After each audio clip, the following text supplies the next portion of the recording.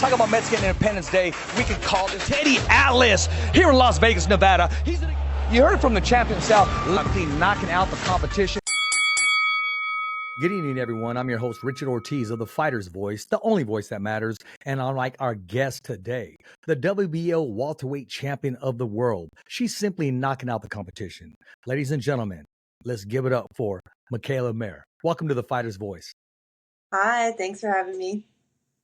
When you hear that title, WBO welterweight champion of the world, how does it make you feel? I mean, I know you're thinking of all the hard work and you know, the sweat, the blood, the tears, the sacrifice, but it has to do something inside your body once you hear it.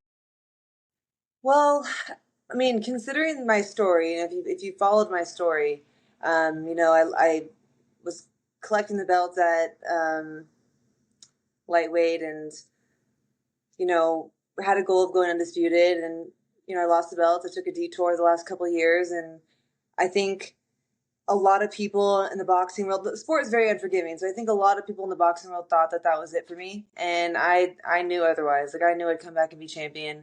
I'm at a comfortable weight now. And, you know, I fought a tough girl, and, you know, I did it twice. I gave her the rematch. I did it twice to solidify it. So it's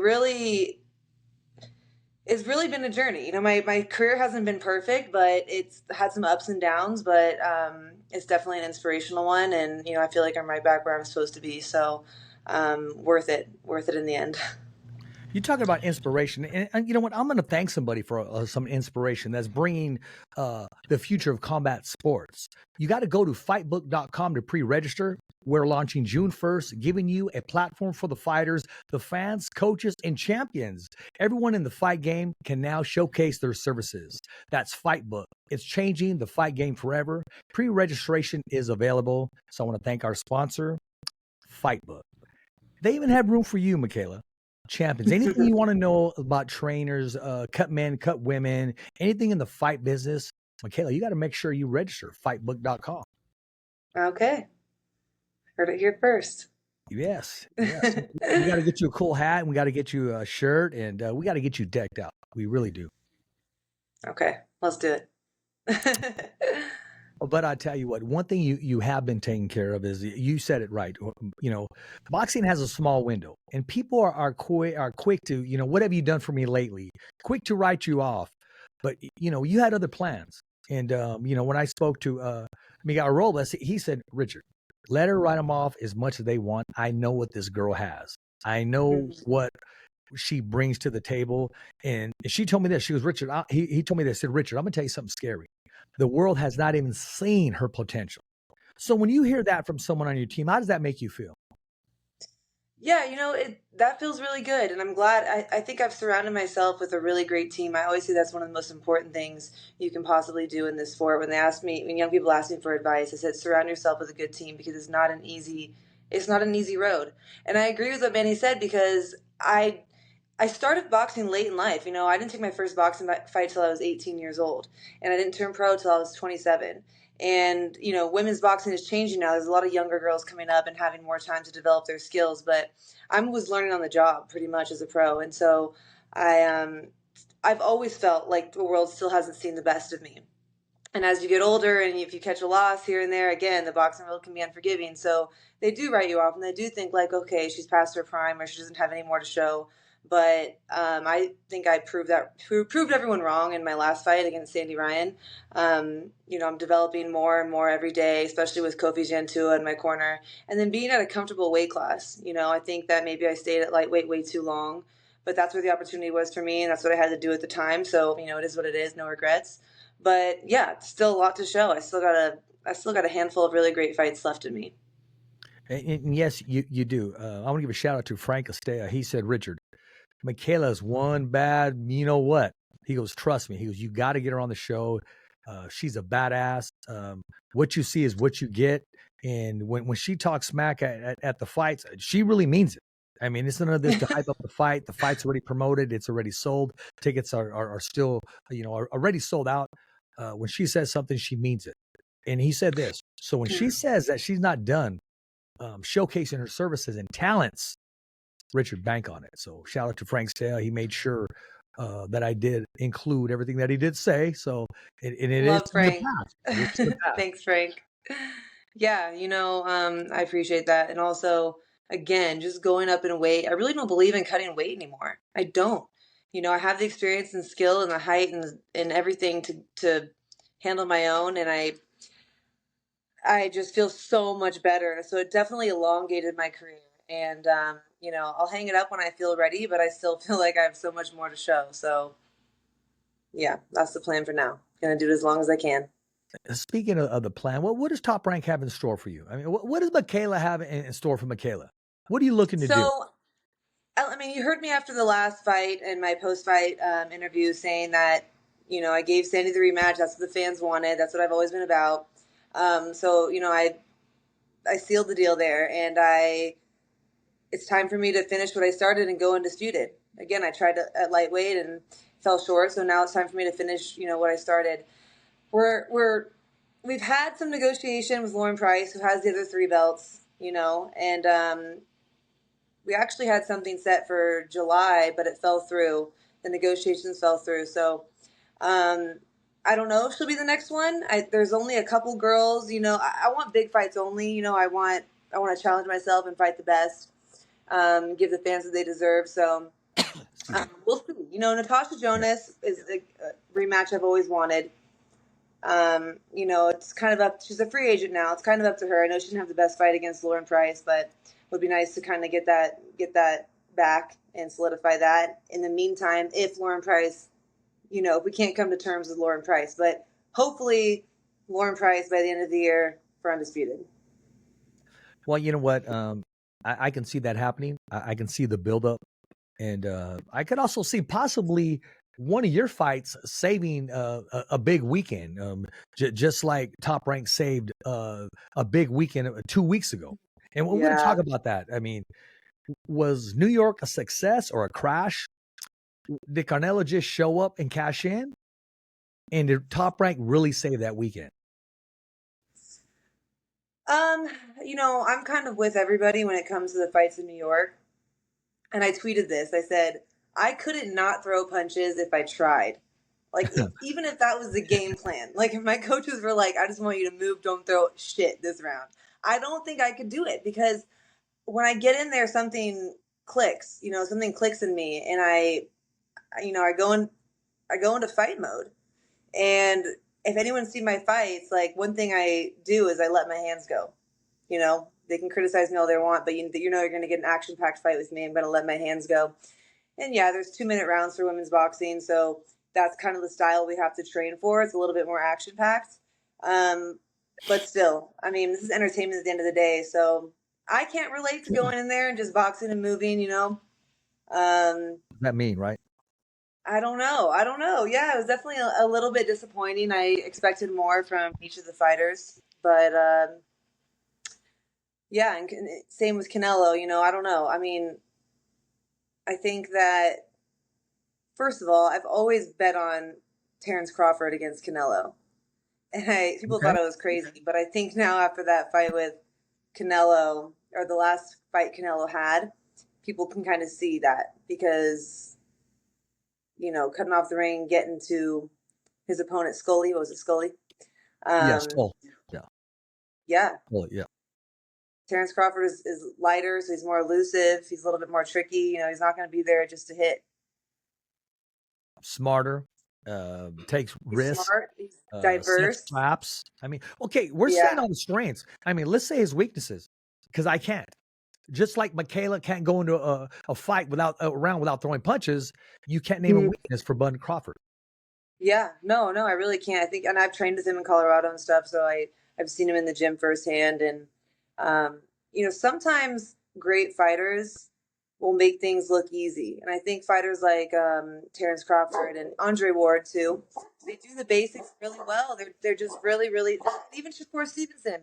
Sometimes these fighters who are so talented and so skilled, shut up, come here, my dogs, who are so talented. What's your dog's name? What's your dog's name? I got 3. There's one. Let him make a cameo. Oh, there you go. What's his name? I got Luna, Moose, and Otter. Otter? Okay. There, yeah. I'm a dog mom. But Yeah, so some of the best fighters will make things seem easy, make their career seem easy, make it look like they've had no competition, because they're just so highly skilled. So, you know, I put my money on Crawford for that fight. And you know, That he doesn't want to get caught because we know Canelo has the power, right? He doesn't want to get caught. But if it goes to decision, yeah, well, I Crawford. remember when Julio Cesar Chavez fought Pernell Whitaker. Pernell Whitaker didn't want to get caught, but you got to be able to catch him first. And Pernell Whitaker was so elusive, Julio really couldn't touch him after the fifth round on. I mean, even in the first five, he really didn't land anything but jabs. Didn't land his significant body shots or anything because of the leg movement, the lateral movement, the smarts. And I thought, you know, I'm gonna say it's not popular, especially me being me. You know, that Pernell Whitaker pulled that fight out. It was not a draw. Is Yeah. Bud Crawford? I wonder if Bud Crawford is concerned if it does go the distance. Concerned meaning like he won't get the decision? The nod, yes, that's what I'm thinking. Oh yeah. Well, I mean that's always in the back of our head, but Yes, at this point in Crawford's fight or Crawford's career, you know, this is a cash out money fight for him, right? it is. He's gonna take it. And he's gonna take it seriously. I know him. He's gonna go in there, he's gonna do everything he can to train properly and prepare for Canelo. But at the end of the day, if he outboxes Canelo and still doesn't get the decision, it doesn't matter. The fans are going to know. The world will know. And he's already a Hall of Famer. He's already a legend. So, you know, he's doing what he's got to do. Doesn't matter at the end of the day. Well, see, you said something, and I agreed with you. You said something. The world will know. The fans. But yet, when they were in New York, the fans were not even allowed inside the ring, inside the place, the event itself. And you got to remember, there's no event without the fans. The fans made that event. The fans called for those fights that took place, and yet they were not allowed. And when it was outside, it was covered. I don't understand that. You only got to see it if you paid for it, or unless you were a special friend and you got a VIP bracelet to go in. It was an interesting setup. You know, it wasn't normal, right? Like no one's ever had a fight outside in Times Square like that. So, but that, you know, that's Turkey and trying to break barriers and do unique things for boxing. But that's not the standard. You know, that's not the way it's going to be. But you're right. It is about the fans. And that's what I've always said. Like literally, I always want to put on fights that the fans want to see. And that's important to me. And I think that, you know, when a fighter takes that into account and makes that a priority, you get the best fights possible. And I think there's been a lot of talk about how boxing, you know, you don't see the fights that you want to see. And it's sad because, you know, and I get it. A lot of these fighters, like if you catch a loss or you put your belts on the line, again, the sport is so unforgiving that it could ruin your career. And I think that's one thing the women are doing is sort of changing that narrative. And I know we don't get paid like the men, but it's still setting a tone. Fight the best. I think it's slowly, surely changing. Well, you know what? I hope you guys start to get paid like the men because as a podcasting host, this is the least I can do. I dedicated the whole month of May to all the women in boxing, whether you're ring announcing, you're commentating, you're fighting, you're training, whatever you're doing. Every single guest in the month of May is dedicated to the women. You'd be surprised on some of the messages that I got from managers and agents to get their fighter on. And I said, well, we're going to have to wait till next month. And they probably never been told that, honestly, in their whole life, but they were, because I made a promise. So when you hear that, excuse me, you don't just stand up for yourself, you stand up for all the women in boxing. And I don't take this out of context when I say Mikaela Mayer is a great boxer, not because she's a female, because I've watched you. You're smart, you have that tenacity, and you set traps. And you kind of remind me a little bit of Evander Holyfield. Once you get hit, you get it right back. You don't wait and say, okay, I'm going to get her later. Boom. And ching up, boom, you hit her right back with everything you got. With all your ass, you hit her right back.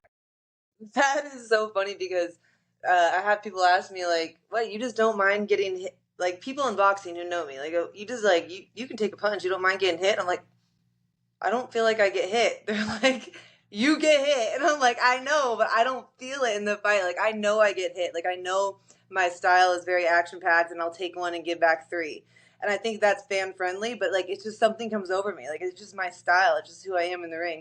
The future of combat sports, a centralized platform where fighters, fans, coaches, promoters, and anyone involved in a fight game connect, communicate, and do business. Fighters can find fights, fans follow every move, and everyone in a fight game can showcase their services. Whether you're looking to promote a fight, find a cutman, or book talent, it's all here. FIGHTBOOK is changing the fight game forever. Welcome to the revolution.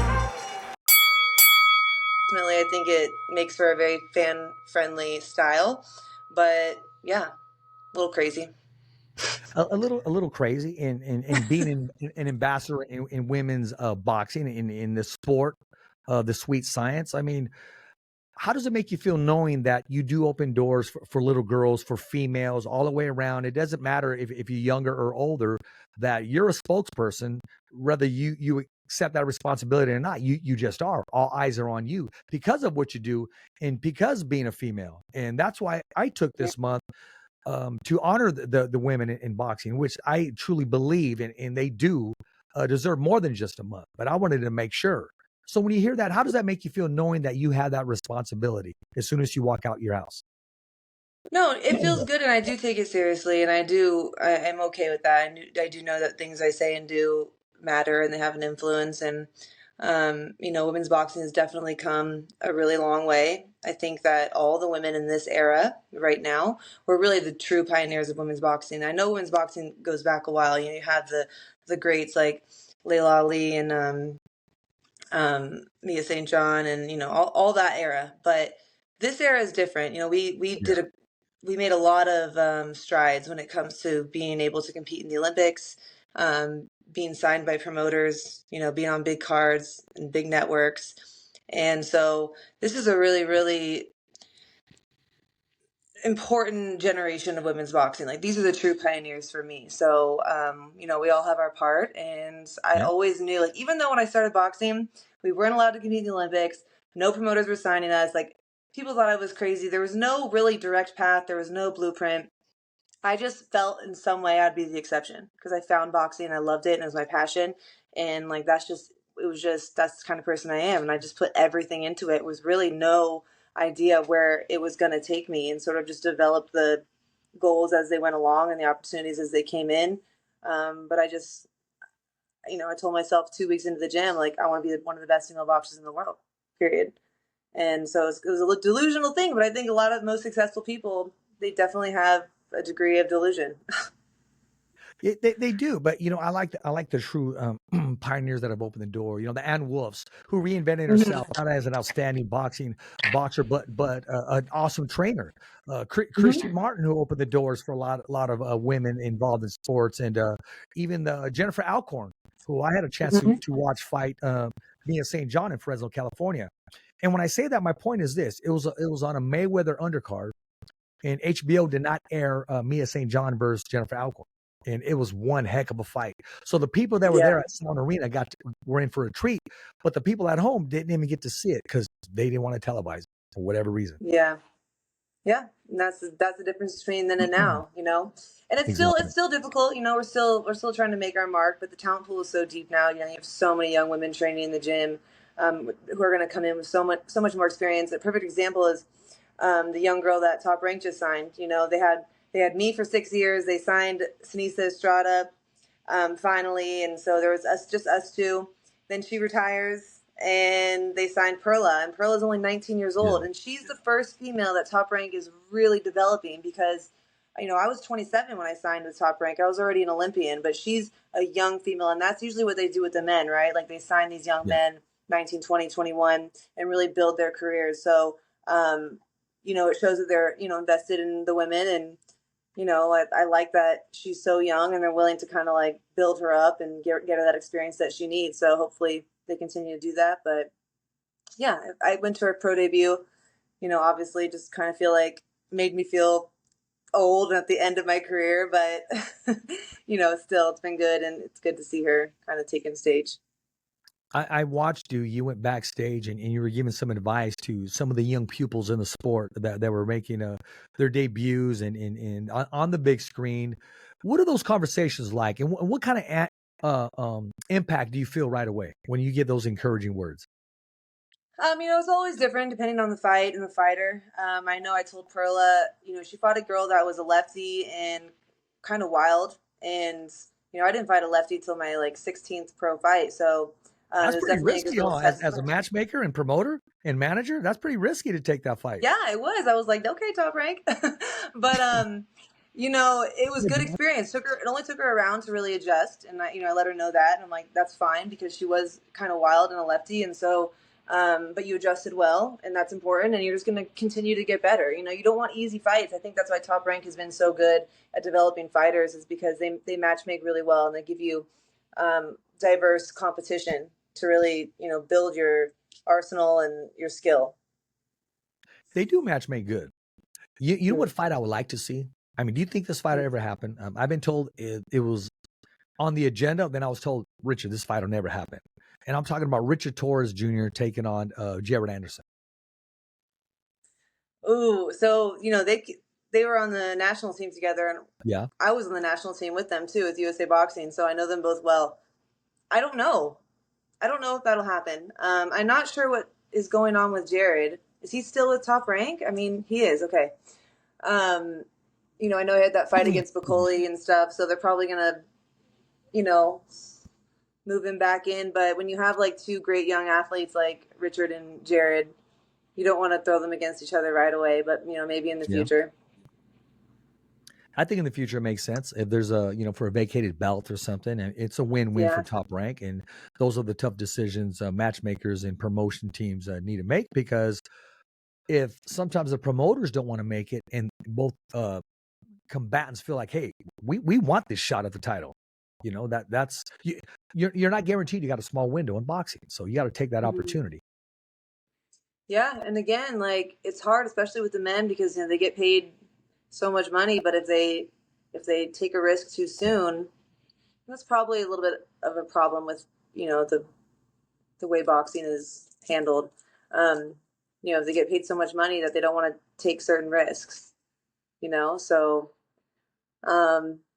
it's on the fighters. But I know Richard's down. I haven't talked to Jared in a while, but I know Richard, he's down for the big fights. I hope he's one of those fighters that, takes chances and puts on fights that everyone wants to see.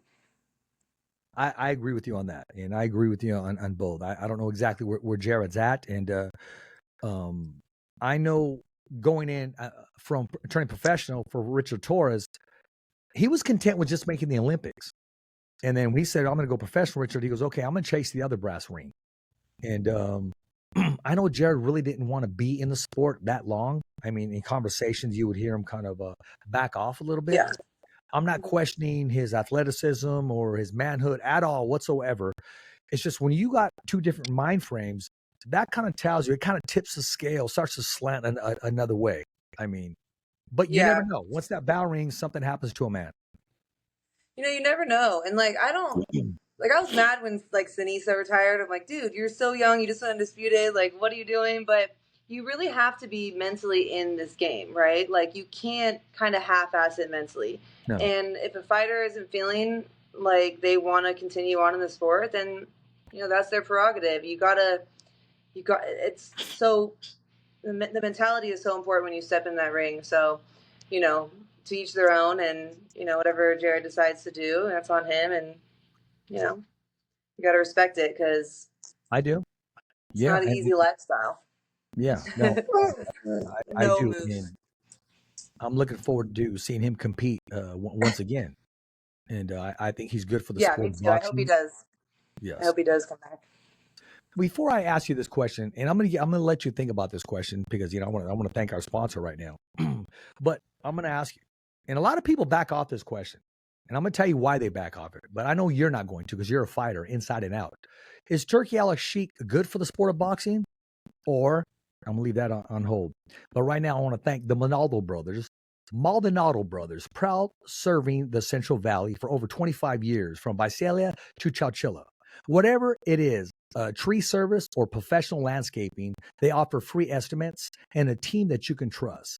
Voted best in Central California since 2024. and they're aiming to repeat in 2025. Call them at 559-994-7746 today, and let's bring your outdoor vision to life. Superior quality to create your perfect environment. They got the best ground service in the world. And I will tell you this, Mikaela, they will travel to Vegas or wherever they need to do to take care of your backyard or your front yard. Excellent tree services. They do cement, they do landscaping, they do pools, you name it. These are the people that would take care of your house. Okay. I'm renovating. Motivated, huh? No, And I'm renovating. I'm renovating. oh, and also they'll give you a free cup. So when you're on your podcast, you know, you can drink some cool water right here. So. Oh. But yeah, about your question, Turkey. I think that Turkey. I think that Jake Paul. I think all of these people that are coming into boxing are definitely doing a good service. I can't say anything bad about them because times are changing, you know, with social media and, you know, the way that just the internet and everything that's been going on, like technology wise. Yeah. Boxing's been around forever, but you know, you got to keep up with the times and the things that they're doing, whether people agree with them or not, or wish they would do things differently. It's bringing eyes to the sport and it's bringing new demographics to the sport. And that's what we need, you know? And I think that all eyes are good eyes, you know? And so, and fighters are getting paid, you know, fighters are getting paid. Jake Paul is supporting the women and women are getting spotlight they never had before because of him. And Turkey is giving unique shows like at, Madison Square or, you know, in Times Square, and people are getting big paydays. And again, the sport is brutal. And so I'm not going to hate on anyone who is, you know, taking advantage of things like that and trying to build their name and build their bank account before they retire because it's a short-lived life. So yeah, I don't hate on any one of them. I think it's all good. That's a different way of looking at it. It really is. I kind of look at it differently from where I'm at as a journalist. But when you hit those topics, I'm not going to argue with that. Yeah. I just know that when those big paydays are offered, people are willing and they do things they normally wouldn't do. Just because you promote a fight, I'm going to keep it real, doesn't give you the right to go up to the ring apron during the fight or right behind a judge that's scoring and just, you know, kind of put your hand there on the canvas. Sit back and enjoy the show like everybody else. Just because you're the promoter. Is that what happened? It's happening. So yeah. But I mean, it is what it is. If that's the least thing that's happening, then I guess I'll take it. But a lot of people will not speak their mind because they think they're going to get that $1 million call and say, okay, hold on, it's Turkey Al-Sheikh. Sure, I'll work for you. Oh yeah, I'll go over there and so forth. I will too, but I want to go there on my own merit, not because, okay, you know, I'm going to change my style or change my approach or my views. I like your views because those were all very important. And I love what Jake Paul's doing. I love what he's doing. I love what he's offering. He's using his platform, his own popularity to help the women in the sport that have been overlooked, underpaid, and abused in the sport. When I say abuse, because it is abuse when you give them peanuts, that after the end of the day, they don't even break out even the time they spent calling in sick for training and doing what they need to do, and then their paycheck is crumbs, and they come out looking like Sylvester Stallone after Rocky III, which means they put their ass on the line for peanuts. They need to start getting paid the paper just like the men are, because men put their life on the line, and so do women. Yeah, and it's kind of like an evolutionary time, right? Like things are kind of new and changing, and new people are coming into the picture. But, you know, we don't know. We probably needed that, and we don't know how things will settle in the long run, and maybe things will be, maybe the things that weren't working in boxing can be adjusted in some way because of it. So, you know, I'm positive. I'm focused on what I can control and just going in there and doing the best I can as a fighter. You know, you can never control the politics, but as long as people are talking about boxing, people are interested in boxing, I can't complain. No, you can't. And if they did, sometimes who hears us? Sometimes we just got to stay in our lane and keep plugging away and keep knocking people out and on your side of the coin. And you're doing a great job of that. Now, thank you. I'm going to give you the power for this second. If you could control boxing, if you could add so, well, let me ask you this: what does boxing need, and you're able to provide it? What changes would you make to keep it positive? What do you think it needs? That I would be able to provide? Yes, you have the power right now. What would you change? What would you add? What would you subtract in order to make boxing better than what it is today? I think that, I'm kind of making this up as I go, just speaking, but I think that the 4-belt era is a little bit controversial to some people, right? There's 4 belts, there's 4 different governing bodies. It becomes a little bit tricky. The rankings are interesting. I don't necessarily hate the 4-belt era. I think that it allows for multiple fighters to have opportunities and earn belts, but it becomes a little confusing to the fans, right? When you have the Intercontinental belt and the blah, blah, blah belt and all that stuff. And then you have some divisions in the men's division that once they have that belt, they don't want to risk it. They don't want to unify. And the lightweight or Shakur's division and stuff, you have all these great fighters. We all want to see these fights. And it's like, we don't really know if we're going to get them because of the politics. So, the governing bodies of the belts, WBO, WBC, IBF, and WBA, I think they need to be a little bit more transparent in what they do and how they build fights and, who gets what shot, and try and give incentive for these fights to happen. I don't know how that would work. I'm willing to brainstorm on it. I don't know how it would work, but it needs to be a little bit more transparent on that end so the fans can get the fights they want to see. And then the drug testing. The drug testing is very loose. Like, even when I have a drug testing for a fight, like, USADA may pop up once or twice in like 7 weeks, and it's very easy to get around that, like, for people who are doping, and people are getting away with it. And this is not like any sport. This is a combat sport. We're going in there to hurt each other. We're going in there, to knock each other out. And so it needs to be cracked down on. It's just too easy to get around those tests. It's too easy. This segment is sponsored by the MALDONADO Brothers, proudly serving the Central Valley for over 25 years. From Visalia to Chowchilla, whether it's an expert tree service or professional landscaping, we offer free estimates and a team you can trust. Voted best in Central California for 2024 and aiming for a repeat in 2025. Call 559-994-7746 today, and let's bring your outdoor vision to life. Superior quality to create your perfect environment. I like those. I think as far as the testing, I think it needs to be more consistent. What's stopping the big fights are those mandatories. I wish the mandatories were all tough, or the mandatories that we all want to see. WBO may have, Canelo's getting ready to fight Bud Crawford. Say they were coming up, but a mandatory had to take place first. But between Bud and Canelo, I'm going to be honest with you. I think they're bigger than the belts. It's not disrespect to any of them. They don't need a bout to show up, perform, and sell out. Yeah, but I think mandatories are important because even though you have big names, right? Even with social media now, so you have big names, people with big followers. They're gonna get first pick. They're gonna get the offers, the fights. But the people coming up still deserve a fair shot.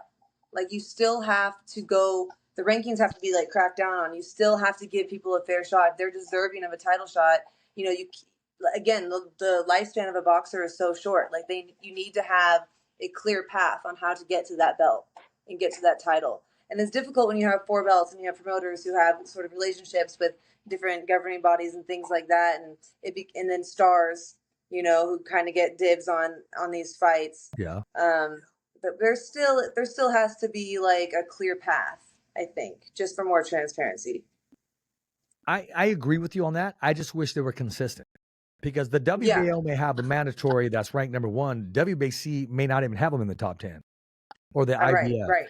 and et cetera. Yeah. If they were at least like, okay, this guy does deserve a mandatory, or everybody's asking, who the heck is this guy? And he's getting a mandatory, as opposed to this guy's okay. Arnold Barboza finally got a shot at Teofimo Lopez. Look how long it took him. He had to leave Yeah. promoters. He had to badmouth them. He had to do whatever it took to finally get that opportunity. He came up short, but look how long it took. Yeah. Even since there's 4 governing bodies, they kind of make their own rules, but there has to be something across the board that I agree there. they need to come together and make rules across the board if we're going to have a 4-belt era, right? If everyone's going to have a say, they kind of have to be on the same page, and there needs to be rules set for each of these governing bodies that they all abide by. And I don't really know how that works. Not my job, but something. And don't forget, the final stamp is whoever the Ring magazine says, okay, I'm going to come over here with this champion. Mm-hmm. This is also on the line. Even though the champion didn't ask for it to be on the line, I guess he'll inherit it. I mean, okay, it's recognized. It holds value. And, but who decides who gets to wear that belt? Who gets to fight for it? Yeah. Right? Yeah. I mean, it should be the best fighters in the division, you know? Absolutely. It becomes trickier with the men. I think it's clearer with the women because we're still developing and we're still, you know, there's a couple stars, but it's not like men's boxing where the talent pool is so deep and they can kind of nitpick on what they want. The women are fighting the best and they're doing what they got to do. We got a little something more to prove, but I get it's different for the men. You've had an awesome amateur career, great Olympic career. How tough has it really been for Mikaela Mayer? Following your dreams and going through and I don't want to say setbacks. I want to say, and I don't want to say like everybody else says, learning lessons, but it opened your eyes and it made you work harder. Yeah, no, I think that every setback I've had has I've adjusted, you know, like, you know, losing my belt at lightweight, and it forced me to move up, you know, and if I would have won that fight and I would have had to sit there and defend it and all that, I would have kind of set my career back. So I'll try and look at the positive. Forced me to move up at a more comfortable weight. I'm better for it. I'm stronger for it. You know, even when I fought Sandy Ryan and she came to Vegas, came to America and came into my camp and started training with my coach. I had to leave my coach and go find another coach and another team to train with. And yeah, it was stressful, but it was a blessing in disguise. You know, I ended up better for it with a better coach. And so, you know, things happen, and I wasn't always like motivated and happy. You know, it was a tough couple of years for me, but I just kept showing up and I just believed that it would get better. And so, I'm glad I did, but definitely a lot of learning lessons along the way. Thankfully, I've had a really, you know, Coach Owsley's been in my corner. I've had a good team, good manager. Top Rank has taken really good care of me. You know, they've had my back through everything, and I've been with them now for 7 years. And so, I can't complain. Like I've had a good career. I've been taken care of and fighting consistently. And so, you know, I can't complain. And I found the good in everything bad that had happened in my career. It was hard in the moment, but it's all kind of coming together now. I know you have an awesome career in the future of commentating. You're doing very well for yourself. Yeah, that's fun too. You know, like I always want to be a part of boxing, and you know, I thrive off. One thing I'm scared about when I retire is like I really thrive off stress. Like I need a lot on my plate. That's how I feel good. Like I don't do well in solitude or like with nothing to do. And so, you know, kind of stepping into the commentating role and, you know, practicing that now and kind of getting in there now gives me hope for, you know, for something to do when I retire, because I again, like that's going to be the hardest thing for me, is just not having that pressure and that stress of fighting. Like I really thrive off of that. So I'm going to need some stuff to do. And yeah, I hope that kind of works out for me afterwards. What's it like working with Christina Poncher? Oh my God, she's a genius. She's so good at what she does. She really is. And it's difficult. It's difficult being on the other side of the ropes. You know, it's difficult in ways because sometimes you gotta study the fighters and their style. Sometimes you have to be critical, and sometimes you have to be critical against someone who's your friend or someone you've trained with or someone you Right. know. Sometimes you have to pick a side, and it's like it's not personal. That's why I never feel personally attacked when commentators say certain things about me because I know it's part of the job and I know they're in the moment and it's what they got to do. They got to call what they see. But Christina's definitely helped me out so much. Really taught me a lot, and she's just so on point. And so I'm glad I have her. I don't feel like I could ever do her job because everything is so on point. And I'm Yeah. just good at calling what I see and talking boxing, but she is just on it. So great. She's a great mentor. She is. We had her on the beginning of the month, and she's just an awesome guest. And I would describe her as a true professional with her feet on the ground. Yeah, she And really a does. She future Hall works of hard. She Famer. knows what she's doing. Let's not forget that. And future Hall of Famer. Yeah, I think so. And she's one of the few women who have, you know, such a strong role in that side of the boxing. So one of the only ones really. Like I don't know anyone else who does what she does. So as a female, so that's great.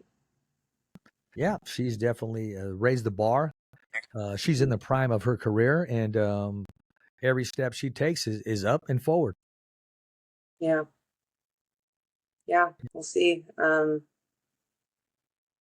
was hoping she would have got a call to commentate the all women's card, the Jake Paul card he's putting together. All those women on there. It'd be great to have a female commentator like her. How does that work? Are you able to contract out of your contract? Are you able to do that? And fight?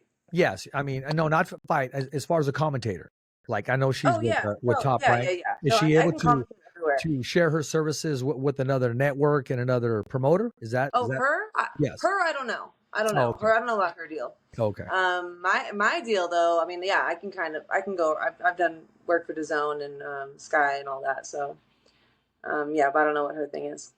Is there a different treatment when that happens for you personally? What do you mean? Oh, with different promotions? Yes. Or yeah, networks? No. It's all a little different. It's all, but I've fought on different promoters' cards too, and it's all very different. You know, from going from Top Rank and then fighting in the UK the last few years on, you know, boxer cards and stuff like that. It's all very different, but you just adjust. You know, you just adjust to it. I've never been like a superstitious fighter. I don't have to have like a certain routine before anything. I think that that weakens you because if things don't go your way, you know, it's going to mess with you mentally. So I'm very flexible. I kind of go with the flow. I'm very chill. I'm a very chill person actually. And I don't really stress before fights. I don't stress before things like that. I just sort of trust. I trust my training. I trust what I did. And, you know, that's all I can do. I'm just going to go in there and be the best version of myself. You can. I have a good mindset when it comes to stuff like that. Absolutely. But I will tell you this, Mikaela, there's one person you can trust. There's one company you can trust, and that's the future of combat sports. So go to fightbook.com to pre-register. We're launching June 1st, giving you a platform for the fighters, fans, coaches, and world champions. Everyone in the fight game can now showcase their services. FIGHTBOOK, it's changing the fight game forever. Pre-registration is available. So I had to let you know that you can trust FIGHTBOOK, Mikaela. Okay. I'm not a better, but maybe one day. Yes. So who's on your dream list? If you could share the ring with somebody before it's all said and done and make maybe some weight adjustments or do what you need to do, who would it be with? Well, you know, I'm at welterweight now and I want to go undisputed. So Lauren Price would definitely be, you know, my number one pick immediately. I think Chantel Cameron is a great fighter, and you know I can drop down to 140. I came to 147 because that's where the opportunity was, but my body is definitely available to go to 140. No lower than that. 140 is the lowest I can go, but I can do that. So I would love to challenge her, depending on you know what goes down between Serrano and Katie Taylor, and you know I know that Chantel is the mandatory, so she should get a shot there, but. I would like my rematch with Baumgartner. I think that the fans would love to see that. And, you know, I know she's at a lighter weight now. We can meet somewhere in the middle. And Clarissa has hit me up on Twitter saying, you know, come to 154, and I'd be willing to do that too. You know, I'm literally like, I want to go and fight the best fights possible. You know, I maybe have 3 years left in my fight career, and the only thing I want at the end of my career is to say that I challenge myself against the best. I put on the biggest, best fights possible. That's all that matters to me. So I'm gonna go where I'm called. I'd like to see you and Clarissa at 150. Yeah, maybe 150, something like that. I mean, she's fighting at heavyweight now, so, you know, the longer she stays at heavyweight, I feel like it might be harder to come down. So, but, you know, that's on her. She's doing what she got to do for her career. So if she, you know, wants to come down, we can make that fight happen. But right now I have, you know, a handful of girls at 140 and 147. You know, that's where a lot of the competition is. So I think that I'll be plenty busy. 10 years from now, when somebody mentions Mikaela Mayer, what are they going to say? They're going to say, damn, that girl fought everybody. Whether you love me or hate me, you can't say I was a boring fighter. You're going to say she fought everybody. She put her tail on the line. And, yeah, she had a tough, entertaining career. So that's what's important to me. You know, I don't want to take any easy way out. What's the point of being the best in the world if you don't challenge yourself against the best, you know? So that's kind of my mindset. You know, I train too hard to take easy fights, and, you know, I want to earn everything that I have. So I just hope that the fans see me, and an inspirational story too. Like, I want people to look at my story and say, wow, you know, she lost the belt, she came back, she got him again, and just inspiration, because especially with this era, you know, where everyone's so protecting their O, and it's so important. Like, it's just sometimes just not realistic. If you want to be a great fighter, like in the old days, you got to put it on the line. Yeah. And so that's the kind of fighter I want to be, always. That's inside of the ring. How would you like to be remembered, or would you like people to say about you outside of the ring? As a person, as you walking down doing your everyday thing, they may say, man, she's one badass commentator. She knows her shit. I don't really care. I think that a lot of fighters in this era, like, they want the fame. I never really cared about the fame. I never really cared about, you know, what I care what people think, in a sense, because, you know, I work hard. I want people to think I'm a good fighter, and I want them to show up to my fights. But ultimately, at the end of the day, like, when I decide to hang it up, there's going to be a whole nother era come through, you know? And so I just want to be remembered as a good fighter. I don't really care. People don't know me personally, and people that do, you know, they know I'm a good person, but I really don't care what anyone has to say after that. I think that my ups and downs in my career has gotten me to that point. I'm doing this for myself. I'm doing it for the fans, but I don't care. I care about my friends and my family and the people close to me, and that's it. I care what they think. I respect that big time. I respect that. I'm a little surprised by that answer, but I respect it big time. That's who you are. So don't change it. Do you think we'll see Tyson Fury inside the ring in 2025 or 2026?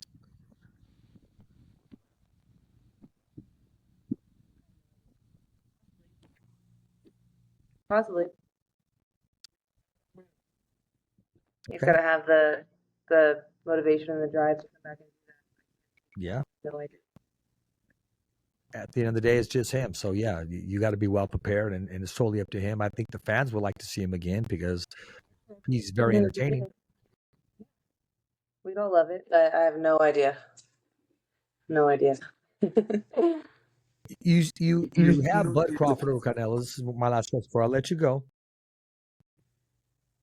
By decision, by stoppage, by total domination, how do you see that fight taking place? Is it back? I have it by decision. I know he's a smaller guy. I don't see him, you know, knocking out Canelo. I see him boxing extremely smart. I mean, he has the ring IQ. And so I see him winning on points. Okay. Mm-hmm. Where's that fight going to take place? LA, New York, or Las Vegas? Shoot. Hopefully Las Vegas, because that's where I am. I have no idea. I'm hoping so too. I'm hoping so too. And that's one of the I'll say it, but that's one of the antics that's involved now. I mean, Turkey Al Sheikh said, I don't know. He moved it now from Friday to a Saturday in September. He doesn't know if it's going to be in LA, Las Vegas, or New York. Why not let everybody know now so they can prepare, get their plane tickets, get their hotels available? You got people coming from different countries that want to see that fight. So, yeah, it's not going to be an expensive trip. I mean, it's so funny. I was talking to Terrence the other day, and I was like, or not the other day, but before the Sandy Ryan fights, and I was like, are you coming to my fight? You never come to my fight. And he goes, you never come to my fight. I'm like, I can't afford to go to your fights. Like, you can't go and sit. I can't just go show up and sit ringside at your fights. Like, they're like crazy expensive. He's like, you're right. So I don't know. There's a lot of money behind it. It's not cheap for everyone to go and fly out, but no, it'll sell regardless. The big names will come out there and support that fight. So it's a win-win for everybody. It's one of those fantasy fights that people talked about it for years, and now it has a chance of becoming a reality, and it is. But, you know, I never take those things for granted until both men come out once that bell rings. Mm-hmm. Yeah, you never know. But it's a great fight. Two different styles. Styles make fights. Obviously, Canelo has the power. To me, Crawford has the IQ and a little bit more diverse skill. So, yeah, I might bet on that. That might be my first bet. I might use your sponsor and, you know, bet my money on Crawford for that one. There you go. I mean, that's wrong. You know, whatever I say today, I'm going to keep it real. It may not be the same tomorrow. It's that type of fight. It really is. And I was about to ask you, the engagement by Canelo. Do you think the outcome of Rolly and Ryan Garcia had anything to do with that? Which means they already had a contract signed. You know, Devin Haney's supposed to come in the ring with Ryan Garcia. They're supposed to do the face-off. Rolly had other plans, you know, spoil those plans. Do you think that had anything to do with Canelo's way of thinking, is as if to say, hey, I'm really not going to engage because I don't want to catch an elbow or a headbutt or, you know, run into something dumb when I got, you know, this big fight on hand that's on ice right now? I don't know. See, I can't believe in that. I can't believe in that. I can't believe in fixed fights because as a fighter, I could never go into a fight and hold back for one reason or another. Oh, I'm worried about this, or you know, they told me they'll pay me more if I lose this fight. I don't believe in that. No, I because didn't say that. I cannot didn't say relate to it. about that. I just said taking less risk. No, I can't. I mean, I don't know. Maybe. I just know personally as a fighter, when I'm in that ring, something clicks and I have to let my hands go. Like, I really just couldn't fathom, like, doing less on purpose. I hear you. No, I can tell right now. You're ready to go right now. You're already warmed up. You're ready to get your hands wrapped, and that's good. Yeah, I've been training. I haven't left the gym since my fight. Like, I'm close to weight, staying ready. Kofi is crazy, so. Waiting to get that call in case something happens. You never know. Yeah, I'll be ready. If you could say something to reach somebody, what would it be? What's your? I'm giving you the platform right now to change the life of somebody that's listening. What would it be? Whether it's boxing, real life, or just anything. Because a lot of people may not like your style. A lot of people may love your style. But for the newbie, the ones that are starting out in the sport, they just want to hear everything you got to say. Yeah. To me, like, the most important thing in life is finding something you're passionate about. Everyone has different ideas of, like, what the purpose of life is. But to me, like, a fulfilling life is when you have something you're truly passionate about, something that challenges you, you know, to step out of your box mentally, physically. That's really important. And then who you surround yourself with.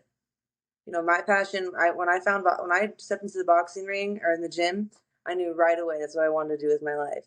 And then I spent years navigating how to do that and surrounding myself with people who are going to help me get there. Because we don't know everything. I know how to fight, you know. I have other people doing things for me. Like, it's so important. A good team, finding a passion and surrounding yourself with people who can help you get there. That's very important. I know that's kind of broad. But Awesome. that's really what fueled my success, you know, loving the sport. It's not easy. And then the people I have around me. So. Wow. You know, when people hear that, they hear that, and that's great advice. But to say that and do that, that takes sacrifice. That's cutting people off. That's surrounding yourself with people that have raised the bar and that are teaching. Yeah. And that takes a lot. It really does. That's where the passion comes in. You know, that's Absolutely. where the passion comes in. You know, if you're not passionate about what you're doing, you're not gonna make those sacrifices. And then also, you know, not taking everything so seriously. Like, I really don't take life way too seriously. Like, I have a very balanced lifestyle. I feel like I live a very balanced life.